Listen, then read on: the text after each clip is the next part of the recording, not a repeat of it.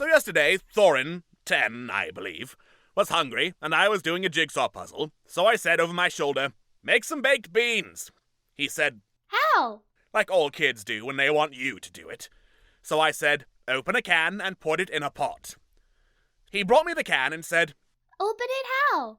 "With a can opener," I said, incredulous. He brought me the can opener, and we both stared at it. I realized he'd never learned to use it. Most cans now have pull tops. I felt like a dope. What kind of apocalypse doctor doesn't teach a child how to use a manual can opener?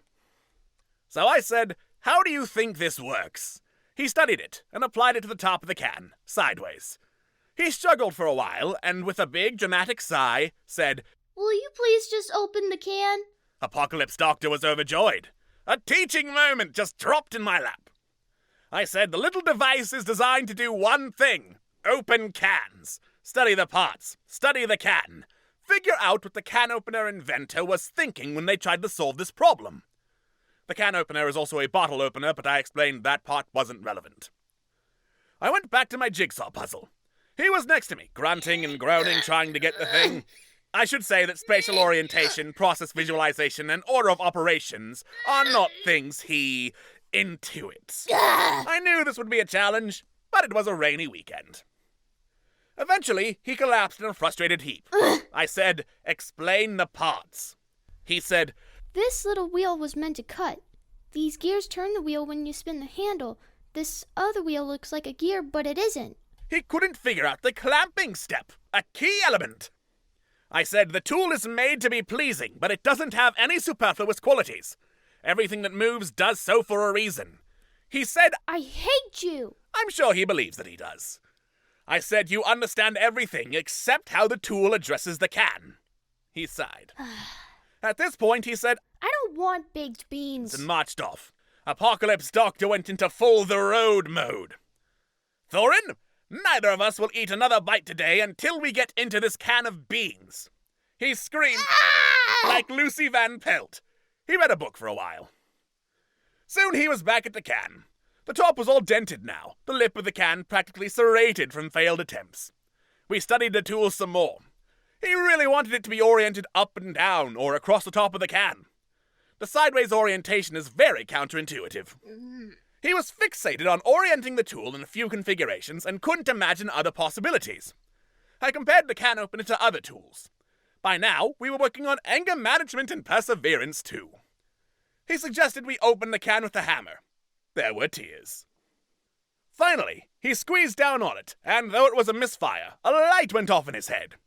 Many times throughout the day, he'd yelled at me, "My brain is fuzzy. I can't think of anything else to try." And I'd say, "When your brain doesn't work, trust your hands." He felt the tool click over the lip of the can. I saw it in his hands. By this point, he developed a little ritual of addressing the tool to the can, starting with it on a vertical axis and rotating it to the horizontal while clamping down in a single motion. A choreography. He looked at me expectantly, excitedly. After 6 hours of trying, you don't want to express too much hope. Was this another blind alley? The can had been through hell, label ripped off, dented, sharpened, and burned. A veteran of 1,000 psychic wars. He knew, though. He set it up again, carefully, and brought the swing away to bear on the can of S&W baked beans, with the meticulousness of Roger Moore extracting a detonator from an ICBM in The Spy Who Loved Me. A soft pop resounded in the room, so different from all of the other sounds we'd made. He didn't look up. He knew the action. A little baked beans sauce appeared. He savored each twist until the lid, as I hoped it would, rewarded him by standing perfectly at attention, saluting his effort and ingenuity. He was elated and carried it to the kitchen in both hands. He knew this was a commonplace task and a common tool, but also that this was serious business. He knows the doctor and the stock I put in these things. A more mechanically inclined kid might have figured it out in minutes. He factored the scale, but was rightfully proud. I'm proud of him too. I know I'm infuriating. I know this is parenting theater in some ways. I suffer from a lack of perseverance myself. And like all parents throughout history, I'm trying to correct my own mistakes in the way I educate my child. He sees through this. The swing-away can opener is a little voodoo doll for us now. It will reappear as an allegory many more times in his life, you can be sure. He knows this too. But this is an allegory of triumph. I wish I had more of those for myself.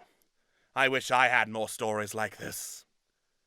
The only problem is now he wants to open every fucking can in the void.